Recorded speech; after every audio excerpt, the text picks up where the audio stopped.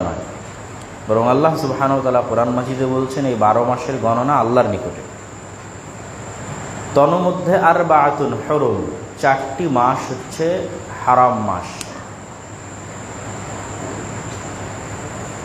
এই 4টি মাসকে হারাম মাস বলার অর্থ হচ্ছে, হারাম শব্দের শাব্দিক অর্থ হচ্ছে নিষিদ্ধ। এমন 4টি মাস, যেই 4টি মাসে অন্য মাসে যা করা হালাল, এই 4টি মাসে তা করা হারাম। যেমন মক্কার হারাম এরিয়া আছে, মদিনার হারাম এরিয়া আছে, নির্দিষ্ট এরিয়া যা আল্লাহ এবং আল্লাহ রসুলের পক্ষ থেকে হারাম ঘোষণা করা আছে। আবার হাজিরা এখন হজ করতে যাচ্ছে, তারা এহরাম বাঁধতেছে। এই সবগুলোর অর্থ সেম, একই। হাজিরা এহরাম বাঁধতেছে মানে তারা নিজের উপর এমন কিছু হালাল কাজ যা অন্য সময় হালাল ছিল, এহরাম বাঁধার পর তাদের উপর হারাম হয়ে যাবে, এই জন্য এটার নাম এহরাম। মক্কার হারাম এবং মদিনার হারাম এরিয়া মানে এই মক্কা এবং মদিনার এরিয়ার বাইরে এমন কিছু হালাল কাজ ছিল যা এই এরিয়াতে ঢুকলে হারাম হয়ে যাবে।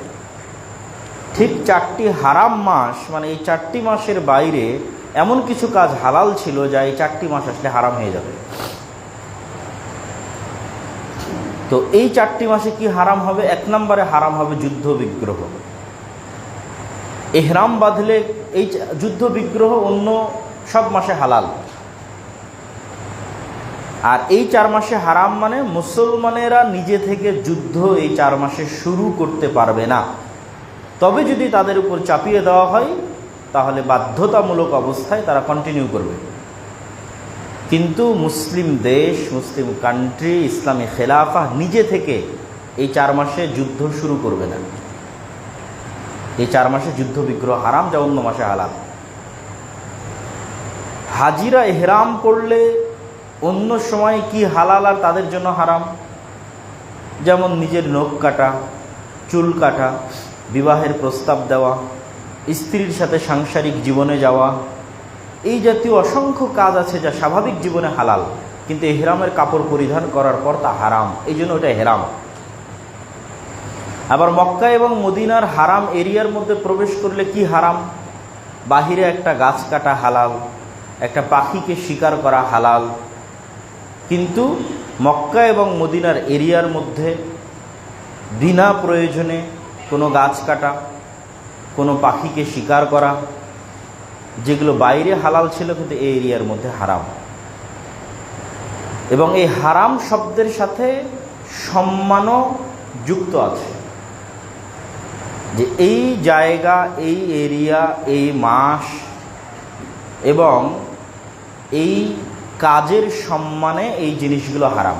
হজের কাজের সম্মানে, মক্কা মদিনার সম্মানে, এই 4 হারাম মাসের সম্মানে, ঠিক তেমন মানুষের সম্মানে হারাম আছে।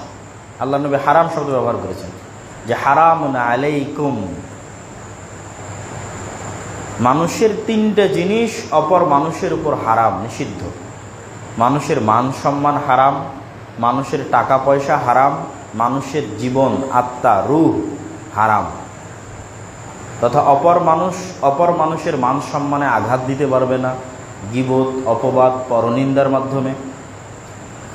এক মানুষ আর এক মানুষের টাকা পয়সা জোরপূর্বক ছিনিয়ে নিতে পারবে না, এক মানুষ আর এক মানুষকে মারতে পারবে না, হত্যা করতে পারবে না।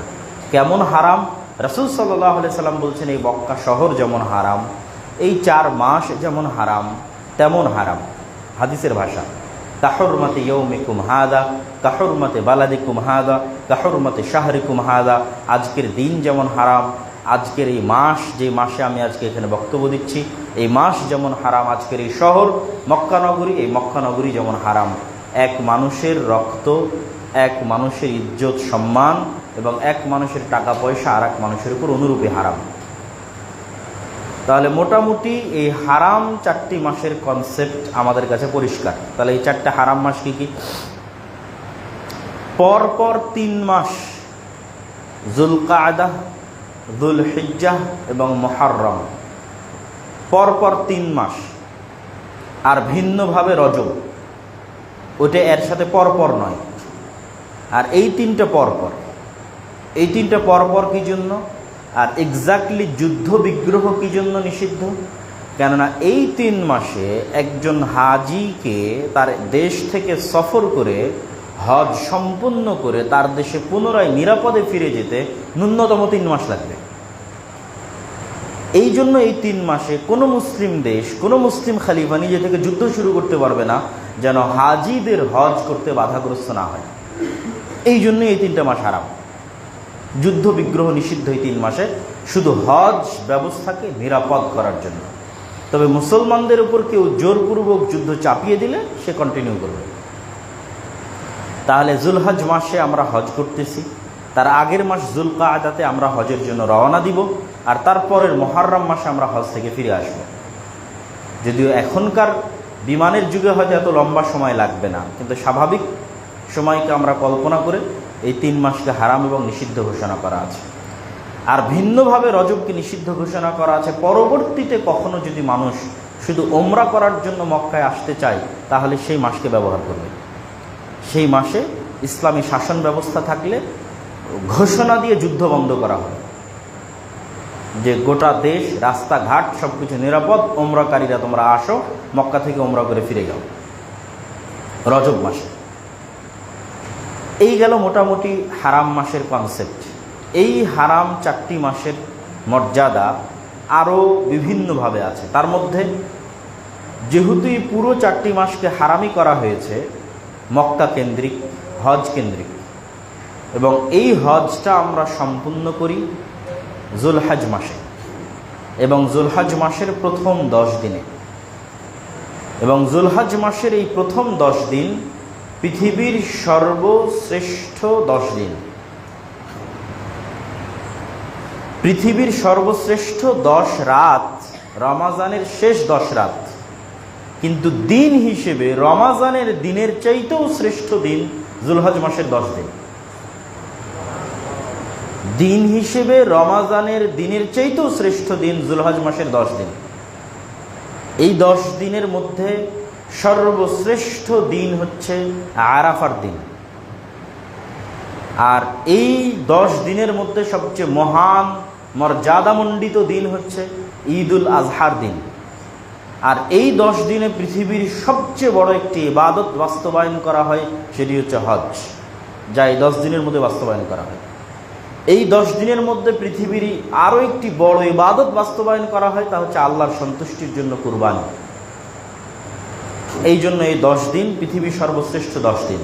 রাসূলুল্লাহ সাল্লাল্লাহু আলাইহি ওয়াসাল্লাম হাদিসে বলেন, সহিহ হাদিস, মা মিন আইয়ামিন আল আমালুস সালিহু ফিহা আহাব্বু ইলাল্লাহি মিন হাযিহিল আইয়াম। আল্লাহ সুবহানাহু ওয়া তাআলার নিকটে পৃথিবীর আর অন্য কোন সময়ের আমল এতটা প্রিয় নয়, প্রত্যেক যে আমল এই জুলহজ মাসের 10 দিনে করা হয় তা আল্লাহর নিকটে যত প্রিয়। রাসূল সাল্লাল্লাহু আলাইহি ওয়াসাল্লামকে জিজ্ঞেস করা হলো, ইয়া রাসূলুল্লাহ ওয়ালাল জিহাদু ফি সাবিলিল্লাহ, আল্লাহর রাস্তায় জিহাদ করাও কি অত প্রিয় নয় আল্লাহর নিকটে এই 10 দিনে ইবাদত করার চাইতে? তখন রাসূল সাল্লাল্লাহু আলাইহি ওয়াসাল্লাম বললেন, ওয়ালাল জিহাদু ফি সাবিলিল্লাহ, হ্যাঁ, আল্লাহর রাস্তায় জিহাদ করার চাইতেও আল্লাহ সুবহানাহু ওয়া তাআলার নিকটে প্রিয় আমল হচ্ছে এই 10 দিনে মানুষ যে আমল করবে। তবে ওই ব্যক্তির বিষয়টি ভিন্ন, ইল্লা রাজুলুন খারাজা বিনাফসিহি ওয়া মালিহি ফালাম ইয়ারজি' মিন যালিকা বিশাইইন, যে ব্যক্তি আল্লাহর রাস্তায় জিহাদে বের হয়ে গেছে এবং ফিরে আসেনি, শহীদ হয়ে গেছে, তার বিষয়টি ভিন্ন। কিন্তু যে জিহাদে বের হয়ে শহীদ হয়নি, তার চাইতে শুধু স্বাভাবিক জিহাদ কিন্তু শহীদ হলো না, ওই আমলের চাইতে এই 10 দিনের আমল আল্লাহ সুবহানাহু ওয়া তাআলার নিকটে বেশি প্রিয়। শুধুমাত্র ব্যতিক্রম ভিন্ন হচ্ছে যে আল্লাহর রাস্তায় জিহাদে বের হয়ে শহীদ হয়ে গেছে। রাসূলুল্লাহ সাল্লাল্লাহু আলাইহি ওয়াসাল্লাম এই 10 দিনের 9 দিনই সিয়াম পালন করতেন। যেমন রাসূলুল্লাহ সাল্লাল্লাহু আলাইহি ওয়াসাল্লামের স্ত্রীদের থেকে বর্ণিত, কানা নবী সাল্লাল্লাহু আলাইহি ওয়াসাল্লাম ইয়াসুমু তিসআ যিল হজ্জাহ, রাসূল সাল্লাল্লাহু আলাইহি ওয়াসাল্লাম জিলহজ মাসের 9 দিন সিয়াম পালন করতেন। ওয়া ইয়াউমা আশুরা, আশুরার দিন সিয়াম পালন করতেন। ওয়া সালাসাতু আইয়ামিন মিন কুল্লি শাহর, এবং প্রত্যেক মাসের 3 দিন সিয়াম পালন করতেন। এবং প্রত্যেক সপ্তাহে 2 দিন সিয়াম পালন করতেন, সোমবার এবং বৃহস্পতিবার। তো এই নফল সিয়ামের লিস্টে জুলহজ মাসের প্রথম 9 দিন আছে। রাসূল সাল্লাল্লাহু আলাইহি ওয়াসাল্লাম স্বাভাবিকভাবে নিয়মিত যে নফল সিয়ামগুলো পালন করতেন তার মধ্যে জুলহজ মাসের প্রথম 9 দিন আছে। আর আশুরার সিয়াম সেটিও কিন্তু আমাদের এই 4 হারাম মাসে অন্তর্ভুক্ত। আমরা যে পরপর 3 হারাম মাস গণনা করলাম, যুলকাদা, যুলহিজ্জা, তারপর মুহররম। এই মুহররম মাসের 10 তারিখই হচ্ছে আশুরার দিন। তাহলে আশুরার সিয়ামও এই 4 হারাম মাসের অন্তর্ভুক্ত, আরাফার সিয়ামও এই 4 হারাম মাসের অন্তর্ভুক্ত, জুলহজ মাসের প্রথম 9 দিনের সিয়ামও এই হারাম মাসের অন্তর্ভুক্ত। রাসূলুল্লাহ সাল্লাল্লাহু আলাইহি ওয়াসাল্লাম আরো বলেন, মা মিন আইয়ামিন আ'যামু ইনদাল্লাহ ওয়ালা আহাব্বু ইলাইহিল আমালু ফীহিন্না মিন হাযিহিল আইয়ামিল 10। আল্লাহর নিকটে পৃথিবীর সবচেয়ে মহান এবং শ্রেষ্ঠতম দিন হচ্ছে জুলহজ মাসের প্রথম 10 দিন। আর এই জুলহজ মাসের প্রথম 10 দিনে মানুষ যে ইবাদত করে তা আল্লাহ সুবহানাহু ওয়া তাআলার নিকটে সবচেয়ে প্রিয়। তো আসলে এই 10 দিনে কিন্তু মানুষ পৃথিবীর সর্বশ্রেষ্ঠ ইবাদতটা বাস্তবায়ন করে, তা হচ্ছে হজ। তো আমরা যারা হজে যেতে পারিনি, আমরা এই 10 দিনের প্রথম 9 দিনে সিয়াম পালন করতে পারি, দান করতে পারি, তাসবিহ, তাহলিল, ইস্তেগফার, সাদাকা ইত্যাদির মাধ্যমে আমরা এই 9 দিনের গুরুত্ব বাস্তবায়ন করতে পারি। আরেকটি বিষয় আপনাদের বলে রাখি, মুসা আলাইহিস সালাতু ওয়াস সালাম তুর পাহাড়ে 40 দিন যে আল্লাহ সুবহানাহু ওয়া তাআলার ইবাদত করেছিলেন, ওই 40 দিনের শেষ 10 দিন ছিল জুলহজ মাসের প্রথম 10 দিন। মুসা আলাইহিস সালাতু ওয়াস সালামের তুর পাহাড়ে আল্লাহ সুবহানাহু ওয়া তাআলার ইবাদতের জন্য গমনের 40 দিনের শেষ 10 দিন হচ্ছে যে জুলহজ মাস আসতেছে, এই জুলহজ মাসের প্রথম 10 দিন। আর এই জুলহজ মাসের প্রথম 10 দিনের সর্বশ্রেষ্ঠ দিন কোনটা? আরাফার দিন। রাসূলুল্লাহ সাল্লাল্লাহু আলাইহি ওয়াসাল্লাম বলেন, ইয়াউম আরাফা, যে ব্যক্তি মান সামা ইয়াউম আরাফা, যে ব্যক্তি আরাফার দিন সিয়াম পালন করবে, আল্লাহ সুবহানাহু তাআলা তার অতীতের 1 বছর এবং পরবর্তী 1 বছরের গুনাহকে আল্লাহ সুবহানাহু তাআলা মাফ করে দেবেন। এবং এই গুনাহের মধ্যে ব্যাখ্যাকারগণ বলে উল্লেখ করেছেন যে সাগীরা গুনাহ অন্তর্ভুক্ত। যত নফল সিয়াম, যত ফজিলত আছে, এগুলো সবগুলো মূলত সাগীরা গুনাহের জন্য। আর কবিরা গুনাহের জন্য তওবা জরুরি। আলাদাভাবে আল্লাহ সুবহানাহু তাআলার নিকটে ওই কবিরা গুনাহের জন্য তওবা করা জরুরি, সম্পূর্ণ ভিন্নভাবে। আর স্বাভাবিক এই সিয়ামের মাধ্যমে মানুষের সাগীরা গুনাহগুলো ক্ষমা হয়ে যাবে। আল্লাহ সুবহানাহু ওয়া তাআলা আরাফার দিন যত বেশি পরিমাণ মানুষকে জাহান্নামের আগুন থেকে মুক্তি দিয়ে থাকেন, আর পৃথিবীর কোনো দিন অত বেশি পরিমাণ মানুষকে জাহান্নামের আগুন থেকে মুক্তি দিয়ে থাকেন না। এই জন্য এই 10 দিনের শ্রেষ্ঠতম দিন হচ্ছে আরাফার দিন। সম্মানিত উপস্থিতি, এই 10 দিনের সাথে এই 4 হারাম মাসের সাথে সম্পৃক্ত আরেকটি ইবাদত যা একটু উল্লেখ করে আমরা আবার বিরতি দিয়েছি, সেটি হচ্ছে মুহররম মাসের 10 তারিখ আশুরার সিয়াম। এই মুহররম মাসের 10 তারিখের আশুরার সিয়ামের মূল কারণ হচ্ছে ফিরআউনের ডুবে যাওয়া এবং মুসা আলাইহিস সালাতু ওয়াস সালামের মুক্তি পাওয়া। এই কারণেই রাসূল সাল্লাল্লাহু আলাইহি ওয়াসাল্লাম এই দিনে সিয়াম পালন করেছেন। তিনি যখন মক্কা থেকে মদিনায় হিজরত করলেন, মদিনায় ইহুদিরা, মক্কায় ইহুদিরা থাকতো না, সব কুরাইশ মুশরিক। মদিনায় আহলুল কিতাবদের বসবাস ছিল। ইহুদিদেরকে তিনি যখন দেখলেন তারা আশুরার দিন সিয়াম পালন করছে, ইহুদিরা আজকে এই দিনকে তাদের ভাষায় বলে ইয়ম কিপ্পুর। গুগলে যদি কেউ গিয়ে সার্চ দেয় যে ইয়ম কিপ্পুর, তাহলে ওটা ওই দিন যেই দিন আশুরার দিন। তো রাসূল সাল্লাল্লাহু আলাইহি ওয়াসাল্লাম তাদের জিজ্ঞেস করলেন, তোমরা এই দিনে কিসের সিয়াম পালন করছো? তো এই দিনে আল্লাহ সুবহানাহু ওয়া তাআলা মুসা আলাইহিস সালাতু ওয়াস সালামকে মুক্তি দিয়েছিলেন ফিরআউনের কবল থেকে। তার শুকরিয়া স্বরূপ মুসা আলাইহিস সালাম সিয়াম পালন করতেন, তাই আমরা পালন করি। তো উত্তরে মুহাম্মদ সাল্লাল্লাহু আলাইহি ওয়াসাল্লাম বললেন, আমি তো এই শুকরিয়া আদায়ের আরো বেশি হকদার, আমার আরো বেশি দায়িত্ব এই দিনের শুকরিয়া আদায় করা, এই জন্য আমিও সিয়াম পালন করব। কিন্তু তাকদীরের লিখনী অনুযায়ী, ভাগ্যক্রমে রাসূল সাল্লাল্লাহু আলাইহি ওয়াসাল্লামের মৃত্যুর বহু পরে ওই দিনে রাসূল সাল্লাল্লাহু আলাইহি ওয়াসাল্লামের নাতি হুসাইন রাদিয়াল্লাহু তাআলা আনহু শহীদ হন। রাসূল সাল্লাল্লাহু আলাইহি ওয়াসাল্লামের মৃত্যুর মাধ্যমে ওহী বন্ধ হয়ে গেছে। তার মানে আল্লাহর নবীর মৃত্যুর পরের কোনো ঘটনাই শরীয়তের অন্তর্ভুক্ত হওয়ার সুযোগ নাই। তাহলে যেই ঘটনা আল্লাহর নবীর মৃত্যুর পরে সংঘটিত হয়েছে বহুদিন পরে, সেটা কোশ্চিনকালেও শরীয়তের অন্তর্ভুক্ত হতে পারে না। রাসূল সাল্লাল্লাহু আলাইহি ওয়াসাল্লাম এই দিনকে শরীয়তের অন্তর্ভুক্ত করেছেন মুসা আলাইহিস সালাতু ওয়াস সালামের মুক্তির কারণে। এবং আমাদের এটা মনে রাখতে হবে যে পৃথিবীর যে তিনটি আসমানি ধর্ম আছে, এই তিনটি আসমানি ধর্মের মধ্যে অনেক সিমিলারিটিজ আছে, এবং এই তিনটি আসমানি কিতাবের মধ্যে অনেক সিমিলারিটিজ আছে। হয়তো বিস্তারিত তাফসিল বা ব্যাখ্যায় সূক্ষ্ম বর্ণনায় কম বেশি হতে পারে, কিন্তু মূল সারমর্ম অনেক মিলবে। যেমন নবীদের নাম মিলবে, তাওরাতে নবীদের যে নাম আছে, ইনজিলে নবীদের যে নাম আছে, কোরআনে হুবহু নবীদের ওই নামই আছে। হয়তো হিব্রু, ইংরেজি এবং আরবির উচ্চারণের পার্থক্য আছে। আমরা হয়তো বলছি ইব্রাহিম, তারা হয়তো বলছে আব্রাহাম। আমরা বলছি দাউদ, তারা বলছে ডেভিড। আমরা বলছি ইউসুফ, তারা বলছে জোসেফ। আমরা বলছি ইসহাক, তারা বলছে আইজ্যাক। আমরা বলছি ইয়াকুব, তারা বলছে জ্যাকব। এইরকম কিছু উচ্চারণগত পার্থক্য থাকতে পারে। মুসা, মোজেস, ঈসা, জিসাস, কিন্তু নাম এক, ব্যক্তি এক, এমনকি ঘটনার সারমর্ম এক। হয়তো ঘটনার বিস্তারিত বিবরণে পার্থক্য থাকতে পারে। নূহ আলাইহিস সালামের মহাপ্লাবনের বর্ণনা তাওরাতেও আছে, ইনজিলেও আছে, কোরআনেও আছে। বিস্তারিত বিবরণে পার্থক্য থাকতে পারে। আল্লাহ সুবহানাহু ওয়া তাআলা মানুষকে যে আদম এবং হাওয়া থেকে সৃষ্টি করেছেন, এই বর্ণনা তাওরাতেও আছে, ইনজিলেও আছে, কোরআনেও আছে। বিস্তারিত বর্ণনায় পার্থক্য থাকতে পারে, নামের উচ্চারণে পার্থক্য থাকতে পারে। হাওয়াকে তারা ইভ বলছে, উচ্চারণে পার্থক্য থাকতে পারে। ফেরাউনকে যে আল্লাহ সুবহানাহু ওয়া তাআলা ডুবিয়ে দিয়েছিলেন, এই বর্ণনা তাওরাত, ইনজিল সহ প্রত্যেক কিতাবে আছে, কোরআনেও আছে। বিস্তারিত বর্ণনায় পার্থক্য থাকতে পারে। এমনকি আজকের বিশ্বে যে তিনটা আসমানি দিন আছে, তার মধ্যে মুসলমানেরা যেমন একেশ্বরবাদীতে বিশ্বাস করে, ইহুদিরাও তেমন একেশ্বরবাদীতে বিশ্বাস করে। তারাও অদৃশ্য এক আল্লাহ সুবহানাহু ওয়া তাআলার ইবাদত করে, মূর্তি তৈরি করে না। কিন্তু তারা পথভ্রষ্ট কেন? হিংসা এবং অহংকারের কারণে। আর এই জন্য আল্লাহ সুবহানাহু ওয়া তাআলা তাদেরকে অভিশপ্ত বলেছেন। তথা ইবলিসের যা স্বভাব, ইহুদিদের তাই স্বভাব। ইবলিস যেমন সত্য জানতো, জানার পরও মানে না।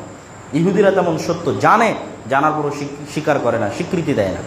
এই জন্য আল্লাহ সুবহানাহু ওয়া তাআলা খ্রিস্টানদেরকে বলেছেন তারা পথভ্রষ্ট কেন? তারা সত্য জানেই না। এই জন্য গত 1400 বছরে যত মানুষ মুসলমান হয়েছে, তার 80% মানুষ খ্রিস্টান। ভবিষ্যতে আরও যত মানুষ মুসলমান হবে, খ্রিস্টান থেকে মুসলমান হবে। আর ইহুদিদের সংখ্যা সবসময় কম থাকবে। কেন? এরা ইবলিসের মতো অহংকারের কারণে সত্যটা গ্রহণ করতে পারে না। তাদের অহংকার হচ্ছে তারা ইসহাক, ইয়াকুবের সন্তান, ইব্রাহিমের সন্তান। তারা চোজেন বাই দ্য গড, আল্লাহ সুবহানাহু ওয়া তাআলা কর্তৃক বাছাইকৃত। তারা আল্লাহর পুত্র, নাউজুবিল্লাহ। এই জন্য তারা সকল মানুষকে হত্যা করতে পারবে, সকল মানুষের স্ত্রী তাদের জন্য হালাল, নাউজুবিল্লাহ। তো এখন মুহাম্মদ সাল্লাল্লাহু আলাইহি ওয়াসাল্লামও তো মক্কা থেকে দাবি করতেছে আমিও ইব্রাহিমের সন্তান। তুমি যে ইব্রাহিমের সন্তান হিসেবে গর্ববোধ করছো, অহংকার করছো, অহংকারে ফেটে পড়তেছো, আমি মুহাম্মদ ইব্রাহিমের সন্তান। এই জিনিসটাই তাদের সহ্য নয়, যে আমি যে সম্মান মর্যাদার দাবিদার, এই সম্মান মর্যাদার দাবিদার আরেকজন হবে বংশগতভাবে, ব্লাডলি, রক্তগত কানেক্টেড আরেকজন মক্কা থেকে দাঁড়িয়ে বলবো আমিও ইব্রাহিমের সন্তান। এই জন্য এই জিনিসটা তারা চেপে রাখতে চায়, যে আমরা যে মিল্লাতে ইব্রাহিমের অনুসারী, এটা চেপে রাখতে চাই। আপনি যে কোনো ইহুদিকে যদি জিজ্ঞেস করেন কাবাঘর কে তৈরি করেছে, তারা বলবে মুহাম্মদ সাল্লাল্লাহু আলাইহি ওয়াসাল্লাম তৈরি করেছে। অথচ কাবাঘর কে তৈরি করেছে? ইব্রাহিম আলাইহিস সালাম তৈরি করেছে। আমরা হজ করতে গিয়ে যত ইবাদত করছি, একটা ইবাদত তো মুহাম্মদ সাল্লাল্লাহু আলাইহি ওয়াসাল্লামের সুন্নাত নয়, সব ইব্রাহিম আলাইহিস সালামের সুন্নাত। সাফা এবং মারওয়ায় মুহাম্মদ সাল্লাল্লাহু আলাইহি ওয়াসাল্লাম দৌড়াননি, ইব্রাহিম আলাইহিস সালামের স্ত্রী দৌড়িয়েছেন, তাই মুহাম্মদ সাল্লাল্লাহু আলাইহি ওয়াসাল্লাম দৌড়িয়েছেন। কাবাঘর ইব্রাহিম আলাইহিস সালাম তৈরি করেছেন। মিনাতে ইব্রাহিম আলাইহিস সালাম পাথর নিক্ষেপ করেছেন, তাই মুহাম্মদ সাল্লাল্লাহু আলাইহি ওয়াসাল্লাম পাথর নিক্ষেপ করেছেন। পুরো হজ কেন্দ্রিক যা হচ্ছে সব ইব্রাহিম আলাইহিস সালামের সুন্নাত। এই জন্য আমরা হচ্ছে মিল্লাতে ইব্রাহিমের প্রকৃত দাবিদার। সম্মানিত উপস্থিতি, তো আমরা যে বিষয়টা আলোচনা করছিলাম, যে এই জন্যই মুসা আলাইহিস সালামের মুক্তিতে মুহাম্মদ সাল্লাল্লাহু আলাইহি ওয়াসাল্লাম নিজেকে দাবি করলেন যে আমি বেশি হকদার এই দিনে সিয়াম পালন করার এবং আল্লাহর শুকরিয়া আদায় করার। কিন্তু দুঃখজনক হলো সত্য কি, যে আমরা আমাদের একদল মানুষ সেই দিনে হুসাইন রাদিয়াল্লাহু তাআলা আনহুর মৃত্যুকে সামনে রেখে শোকের যে প্রদর্শন, এটা কোনো মতেই ইসলাম সমর্থন করতে পারে না। কেন? হোসেন রাদিয়াল্লাহু তাআলা আনহুর মৃত্যু অবশ্যই কষ্টদায়ক, কিন্তু হোসেন রাদিয়াল্লাহু তাআলা আনহুর পূর্বে তার পিতা আলী বিন আবি তালেবকেও মানুষ হত্যা করেছে রাদিয়াল্লাহু তাআলা আনহু। আলী বিন আবি তালেবের পূর্বে আলী বিন আবি তালেব রাদিয়াল্লাহু তাআলা আনহুর চেয়ে শ্রেষ্ঠ ওসমান গনি রাদিয়াল্লাহু তাআলা আনহু, তাকে মানুষ হত্যা করেছে। ওসমান গনির পূর্বে তার চেয়ে শ্রেষ্ঠ ওমর ইবনুল খাত্তাব রাদিয়াল্লাহু তাআলা আনহু, তাকে মানুষ হত্যা করেছে। তাহলে ওমর ইবনুল খাত্তাবের মৃত্যুতে শোক পালন করলাম না, ওসমান গনির মৃত্যুতে শোক পালন করলাম না, আলী বিন আবি তালেবের মৃত্যুতে শোক পালন করলাম না, তাহলে হুসাইন রাদিয়াল্লাহু তাআলা আনহুর মৃত্যুতে কেন শোক পালন করব? এটা হচ্ছে মাত্রাতিরিক্ত ভালোবাসা প্রদর্শন, এবং আলে বাইতকে এই ভালোবাসা প্রদর্শনের হাতিয়ার হিসেবে ব্যবহার করা হয়। আলে বাইত কারা? আমরা কি আলে বাইতকে ভালোবাসি না? অবশ্যই ভালোবাসি। আল্লাহুম্মা সাল্লি আলা মুহাম্মাদিন ওয়া আলা আলি মুহাম্মাদ কামা সাল্লাইতা আলা ইব্রাহিম ওয়া আলা আলি ইব্রাহিম ইন্নাকা হামিদুম মাজিদ। আল্লাহুম্মা বারিক আলা মুহাম্মাদ ওয়া আলা আলি মুহাম্মাদ কামা বারাকতা আলা ইব্রাহিম ওয়া আলা আলি ইব্রাহিম ইন্নাকা হামিদুম মাজিদ। হে আল্লাহ, আপনি রহমত এবং বরকত নাজিল করুন আলে মুহাম্মদ, মুহাম্মদ সাল্লাল্লাহু আলাইহি ওয়াসাল্লামের পরিবারের উপর, যেমন রহমত এবং বরকত আপনি নাজিল করেছেন ইব্রাহিম আলাইহিস সালাতু ওয়াস সালামের পরিবারের উপর। তাহলে তো এখানে তো আলে বাইতকে ভালোবাসা প্রদর্শন করা হচ্ছে দরুদের মধ্যে। মুহাম্মদ সাল্লাল্লাহু আলাইহি সাল্লামের পরিবার বর্গের প্রতি রহমত এবং বরকতের জন্য দোয়া করা হচ্ছে। আর মুহাম্মদ সাল্লাল্লাহু আলাইহি সাল্লামের পরিবার কি শুধু হুসাইন রাদিয়াল্লাহু তাআলা আনহু এবং তার সন্তানেরা? জি না, মুহাম্মদ সাল্লাল্লাহু আলাইহি সাল্লামের স্ত্রীরাও তার পরিবারের অন্তর্ভুক্ত। আয়েশা রাদিয়াল্লাহু তাআলা আনহা তার পরিবারের অন্তর্ভুক্ত। তাহলে আয়েশা রাদিয়াল্লাহু তাআলা আনহাকে গালি দিয়ে কিভাবে আপনি আলে বাইতের ভালোবাসার দাবি করতে পারেন? অসম্ভব, এটা মিথ্যা দাবি। আপনি আলে বাইতকে টার্ম কার্ড হিসেবে ব্যবহার করলেন, ব্যবহার করে শুধু হুসাইন রাদিয়াল্লাহু তাআলা আনহুর পরবর্তী সন্তানদের প্রতি ভালোবাসা প্রদর্শন করছেন, আর আমাকে আলে বাইতের শত্রু বানিয়ে দিলেন। কিন্তু আপনি যে আয়েশা রাদিয়াল্লাহু তাআলা আনহাকে গালি দিচ্ছেন, তো আয়েশা রাদিয়াল্লাহু তাআলা আনহা যে আল্লাহর নবীর স্ত্রী, তিনিও তো আলে বাইত। রাসূল সাল্লাল্লাহু আলাইহি ওয়াসাল্লামের চাচা আব্বাস ইবনে আব্দুল মুত্তালিব, তার সন্তান আব্দুল্লাহ বিন আব্বাস, তারা আলুল বাইত। রাসূল সাল্লাল্লাহু আলাইহি ওয়াসাল্লামের চাচা আবু তালেবের ছেলে আলী ইবনে আবি তালেবের আপন ভাই জাফর ইবনে আবি তালেব, যিনি মুতার যুদ্ধে শহীদ হয়েছেন। পরপর তিনজন যারা মুতার যুদ্ধে যাদেরকে আল্লাহর নবী সেনাপতির দায়িত্ব দিয়েছিলেন এবং শহীদ হয়েছিলেন, তাদের মধ্যে একজন জাফর ইবনে আবি তালেব, যিনি আলী ইবনে আবি তালেবের আপন ভাই, রাসূল সাল্লাল্লাহু আলাইহি ওয়াসাল্লামের চাচা আবু তালেবের সন্তান। তার পরবর্তী সন্তানেরা কি আলুল বাইত নয়? তারাও আলুল বাইত। আপনি শুধু রাসূল সাল্লাল্লাহু আলাইহি ওয়াসাল্লামের একজন কন্যা ফাতেমা রাদিয়াল্লাহু তাআলা আনহার সন্তানদের ভালোবাসলেন, উসমান রাদিয়াল্লাহু তাআলা আনহুর প্রতি বিদ্বেষ পোষণ করলেন, ক্ষোভ ঝাড়লেন। তো উসমান রাদিয়াল্লাহু তাআলা আনহু কি আল্লাহর নবীর কন্যাদেরকে বিবাহ করেনি? শুধু কি আলী রাদিয়াল্লাহু তাআলা আনহু আল্লাহর নবীর কন্যাকে বিবাহ করেছিলেন? আল্লাহর নবীর কি শুধু একটি কন্যা ছিল, ফাতেমা রাদিয়াল্লাহু তাআলা আনহা? তাহলে ফাতেমা রাদিয়াল্লাহু তাআলা আনহা যদি আমার ভালোবাসার পাত্র হয়, ফাতেমা রাদিয়াল্লাহু তাআলা আনহার স্বামী আলী ইবনে আবি তালেব যদি আমার ভালোবাসার পাত্র হয়, তাহলে রাসূল সাল্লাল্লাহু আলাইহি ওয়াসাল্লামের আর দুই কন্যা রুকাইয়া এবং উম্মে কুলসুমকে বিবাহ করার পরও উসমান কেন আমার বিদ্বেষের পাত্র রাদিয়াল্লাহু তাআলা আনহু? সম্মানিত উপস্থিতি, এই জন্য আলুল বাইতকে ভালোবাসার দাবি করতে হলে প্রকৃত এবং সত্যিকারভাবে সেই ভালোবাসাটা প্রদর্শন করতে হবে সবার জন্য সমানভাবে। শুধু পলিটিক্যাল এবং রাজনৈতিক কারণে আলুল বাইতকে টার্ম কার্ড হিসেবে ব্যবহার করে শুধুই মাত্র হুসাইন রাদিয়াল্লাহু তাআলা আনহুর পরবর্তী সন্তানদের প্রতি ভালোবাসা প্রদর্শন করো, তো আয়েশা রাদিয়াল্লাহু তাআলা আনহার প্রতি বিদ্বেষ, ওসমান রাদিয়াল্লাহু তাআলা আনহুর প্রতি বিদ্বেষ, তারাও তো আলুল বাইত। সম্মানিত উপস্থিতি, আসলে হুসাইন রাদিয়াল্লাহু তাআলা আনহুর প্রতি এই মাত্রাতিরিক্ত ভালোবাসা এবং তার সন্তানদের প্রতি এটি হুসাইন রাদিয়াল্লাহু তাআলা আনহুর কারণে নয়। এর সবচেয়ে বড় কারণ হচ্ছে ওমর রাদিয়াল্লাহু তাআলা আনহুর খেলাফত শাসন আমলে পারস্য সাম্রাজ্য ধ্বংস হয়ে গেছিল। আর এই সাম্রাজ্য ধ্বংস হয়েছিল সবচেয়ে বড় যে যুদ্ধে, সেই যুদ্ধটি হচ্ছে কাদেসিয়ার যুদ্ধ, যা ওমর রাদিয়াল্লাহু তাআলা আনহুর খেলাফত আমলে সংঘটিত হয়েছিল। যেই যুদ্ধে প্রধান সেনাপতি ছিলেন সাদ ইবনে আবি ওয়াক্কাস এবং পারস্যদের পক্ষ থেকে প্রধান সেনাপতি ছিল মহাবীর রুস্তম। তো ইসলাম আর পৃথিবীর যেখানেই প্রবেশ করেছে সেখানকার মানুষেরা দিল ও জান থেকে, মন একদম অন্তরের ভিতর থেকে ইসলামকে কবুল করেছে। এত ভিতর থেকে ইসলামকে কবুল করেছে যে তারা ইসলামের ভাষাটাও গ্রহণ করে নিয়েছে।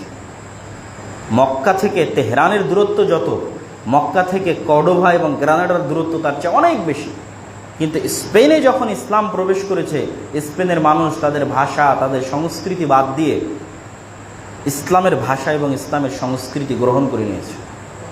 তারা নিজেদের জাতিগত আভিজাত্যের যে ঐতিহ্য এবং সংস্কৃতি, সেটার বিরুদ্ধে ইসলামকে দাঁড় করায়নি। নিজেদের জাতিগত আভিজাত্য এবং মর্যাদাকে ভুলে গেছে। কিন্তু একমাত্র পারস্যদের মধ্যে যখন ইসলাম প্রবেশ করে, তখন পারস্যরা সম্পূর্ণরূপে মন থেকে ইসলামকে কবুল না করতে পারার সবচেয়ে বড় প্রমাণ হচ্ছে আরব বিশ্বের এত নিকটে থাকার পরও তাদের ভাষা আরবি নয়, ফার্সি।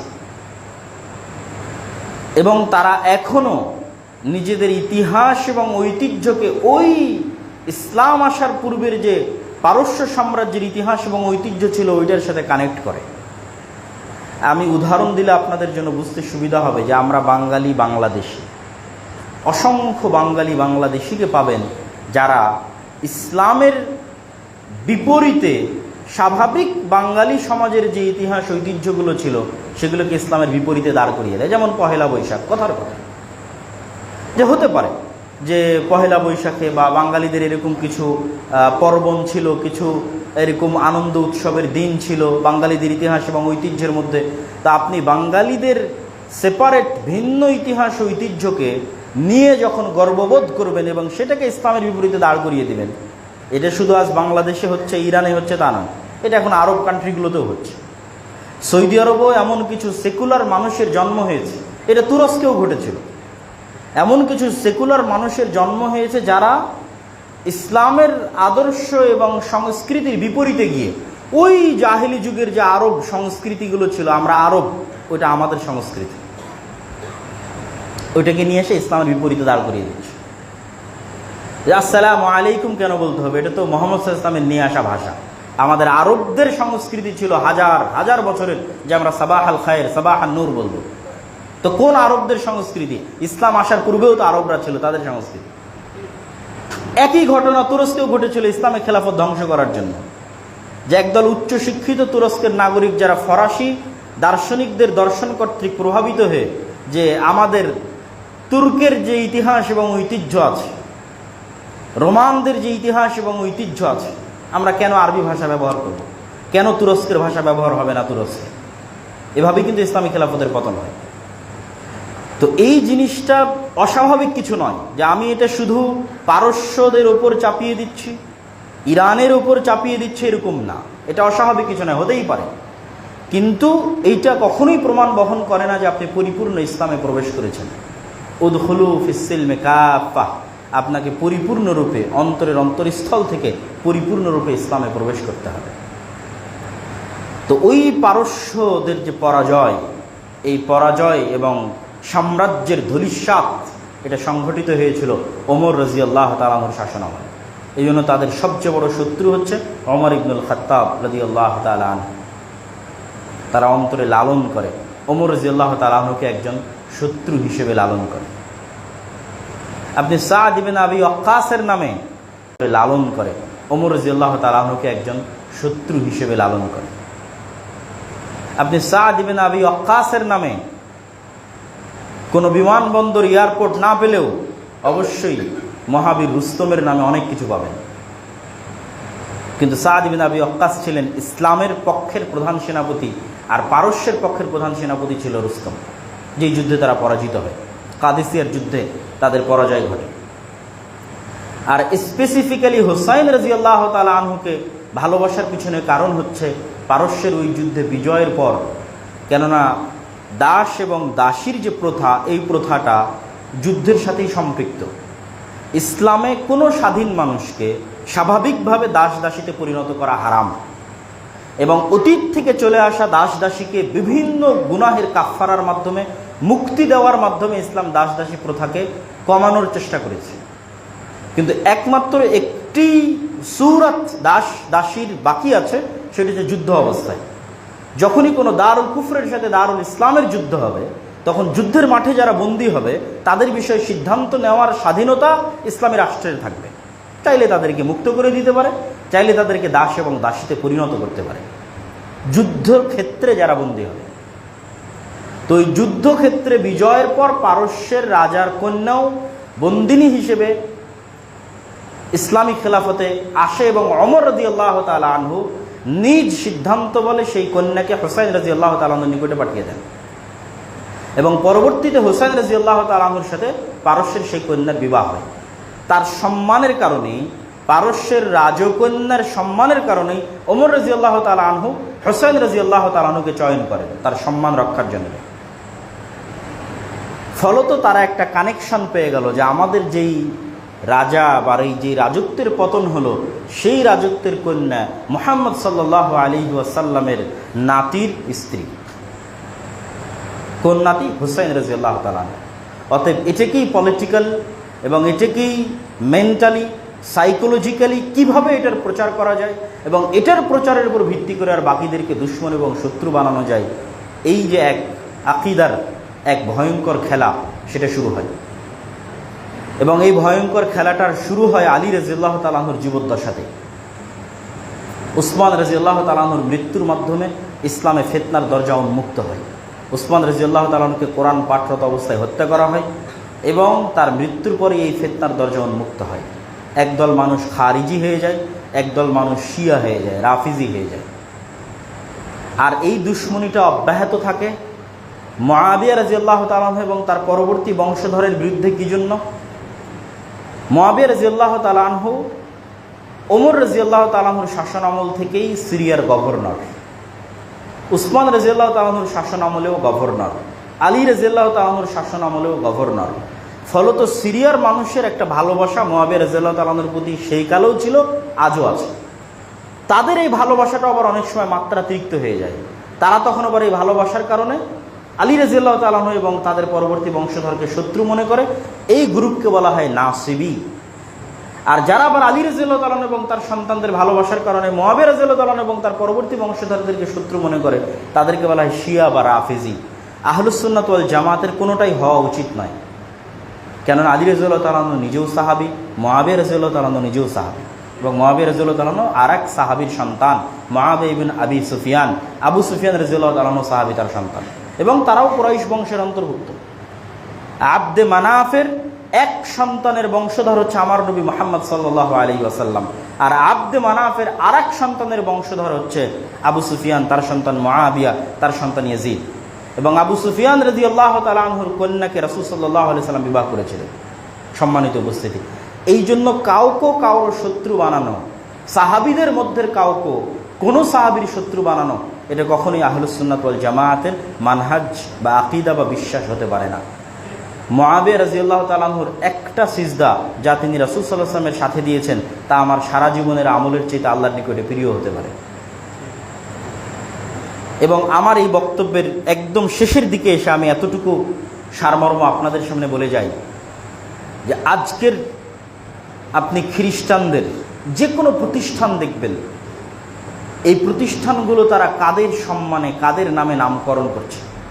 সব ঈসা আলাইহিস সালাতু ওয়াস সালামের সাথে যে শ্রেষ্ঠতম 12 জন হাওয়ারি ছিল, তাদের নামে তারা তাদের বিভিন্ন প্রতিষ্ঠানের, সেন্ট পল, বিভিন্ন প্রতিষ্ঠানের নামকরণ করছে এবং তাদেরকে সম্মানের সাথে স্মরণ করছে।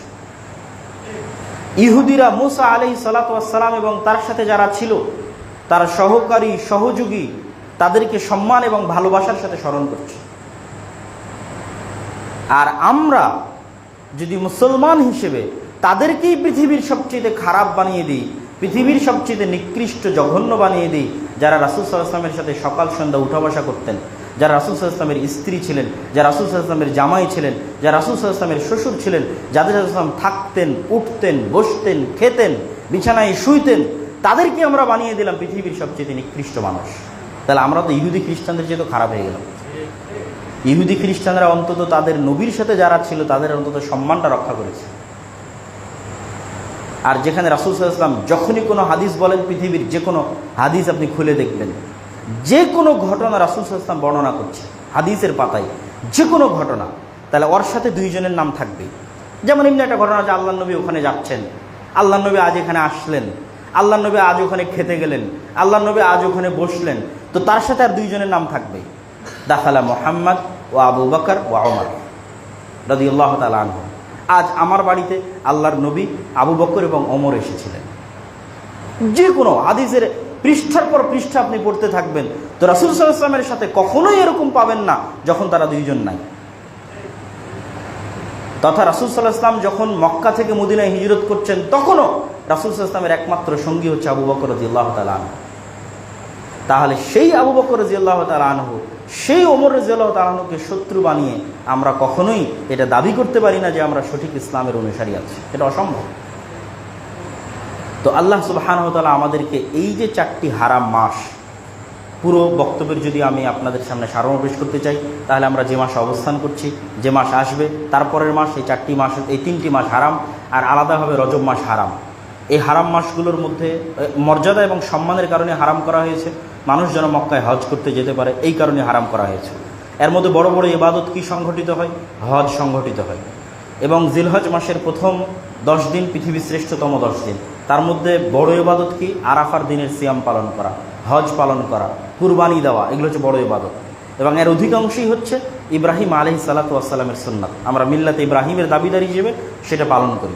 এবং রাসূল সাল্লাল্লাহু আলাইহি ওয়াসাল্লাম এই 9 দিনে সিয়াম পালন করতেন এবং আরও বিভিন্ন ধরনের ইবাদত করতেন। আর তারপরের যে মাস মুহররম, সেটাতে আছে আশুরা, যেই 10 তারিখে আল্লাহ সুবহানাহু ওয়া তাআলা মুসা আলাইহিস সালাতু ওয়াস সালামকে নাজাত এবং মুক্তি দিয়েছিলেন, তার সন্তুষ্টি স্বরূপ ওই দিনও সিয়াম পালন করতে হবে। জিলহজ মাসের আরাফার দিন সিয়াম পালন করতে হবে এবং এই প্রথম 9 দিনের সিয়াম পালন করার চেষ্টা করতে হবে। আর এর সাথে সম্পৃক্ত যে ভ্রান্ত আকিদাগুলো আছে, আহলুল বাইতকে ভালোবাসতে হবে। আহলুল বাইত মানে আল্লাহর নবীর পরিবার, এবং এই ভালোবাসা যে আমরা প্রদর্শন করি তার প্রমাণ হচ্ছে দরুদে আমরা আল্লাহর নবী এবং তার পরিবারের উপর দোয়া করি। এবং এই পরিবার মানে তার স্ত্রী বাদ দিয়ে নয়, তার চাচারা বাদ দিয়ে নয়, তারপরে শুধু এক কন্যার সন্তানেরা নয়, বরং আরও যে রাসূল সাল্লাল্লাহু আলাইহি ওয়াসাল্লামের কন্যা ছিল তাদের সন্তানেরাও এই আহলুল বাইতের অন্তর্ভুক্ত হবে এবং তাদের জন্য ভালোবাসা রাখতে হবে। আর শুধু নির্দিষ্ট একজন কন্যার, একজন সন্তানের যে পলিটিক্যালি যেই এজেন্ডা বাস্তবায়ন করার জন্য অত্যাধিক ভালোবাসা প্রদর্শন করে আর বাকি মুসলমানদেরকে এটার শত্রু বানিয়ে দেওয়া, এটা কখনোই কাম্য নয়। আর রাসূল সাল্লাল্লাহু আলাইহি ওয়াসাল্লামের সকল সাহাবীর প্রতি ভালোবাসা রাখতে হবে।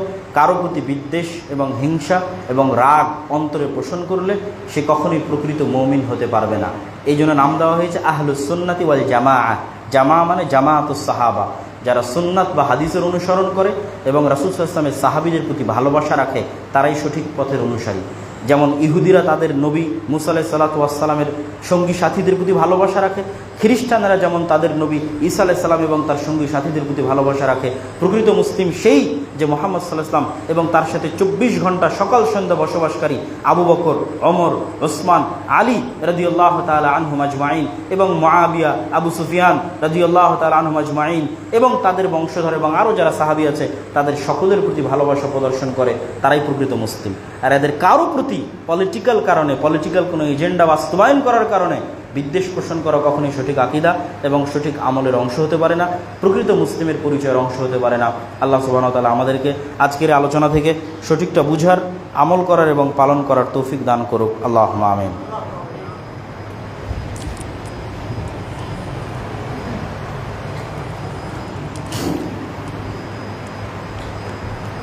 আলহামদুলিল্লাহি ওয়াহদা ওয়াসসালাতু ওয়াসসালামু আলা মান লা নাবিয়্যা বা'দাহু।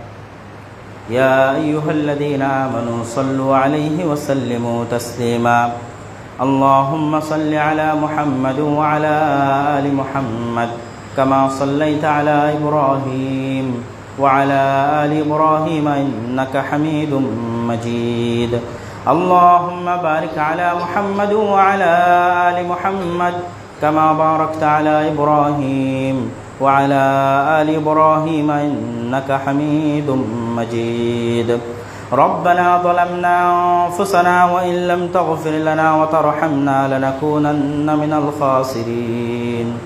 ربنا ظلمنا أنفسنا وإن لم تغفر لنا وترحمنا لنكونن من الخاسرين.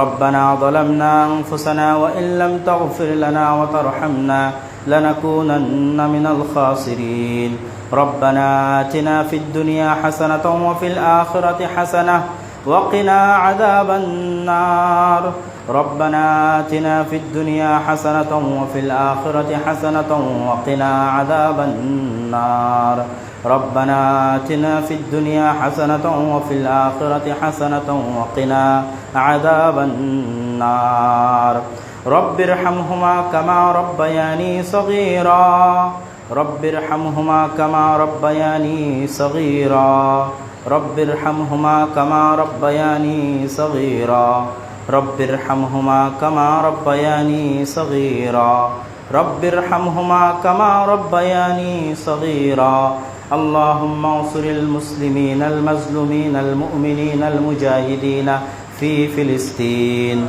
اللهم انصر المؤمنين المظلومين المجاهدين في فلسطين اللهم انصر المؤمنين المسلمين المظلومين المجاهدين في فلسطين اللهم اخذل اليهود والنصارى والكفرة والمشركين اللهم اخذل اليهود والنصارى والكفرة والمشركين اللهم اخذل اليهود والنصارى والكفرة والمشركين اللهم احفظ بلادنا